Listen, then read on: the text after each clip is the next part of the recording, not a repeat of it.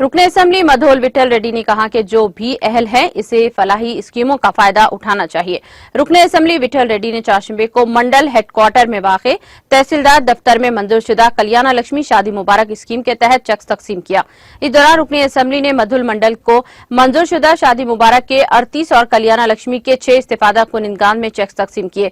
इस मौके पर खिताब करते हुए उन्होंने कहा कि लड़कियों की शादी खानदान पर माली बोझ नहीं होना चाहिए और रियासती हुकूमत के एजाज के तौर पर कल्याण लक्ष्मी और शादी मुबारक स्कीम को नाफिज किया जा रहा है।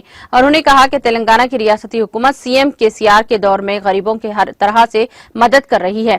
उन्होंने वजाहत की है कि रियासत तेलंगाना में गरीबों के लिए बहुत सी फलाही स्कीमें नाफिज की गई हैं, जिसकी मुल्क भर में नजर नहीं मिलती। इस मौके पर मुकामी बीआरएस कायदीन और कारकुनों की कसी तादाद ने शिरकत की। ये जो है इसके पहले भी एक महीना पहले भी चेक्स दी, थोड़ा फंड्स कम रहने से पूरे लोगों को देना नहीं हुआ। तो हाल ही में अपने तालुके में जो माइनॉरिटीज के लगभग 600 फाइल्स पेंडिंग थे, उसके बारे में 5 करोड़ रुपए 6 करोड़ रुपए परसों रिलीज हुए। उसमें 5 करोड़ का पूरा तालुके में बैंक साहब जैसा अपने मुदल पासर मंडल पूरे मंडलों के गाँव के 500 मतलब 5 करोड़ के चेक्स तैयार हो गए, डिस्ट्रीब्यूट किया जा रहा है और एक 100 चेक बाकी है अपने माइनॉरिटी के, और वो भी ये महीने के आखिरी में वो भी दिया जाएगा।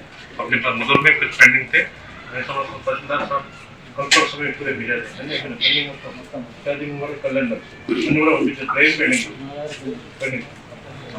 तो वो भी महीने के आखिरी तक जो है दिया जाएगा।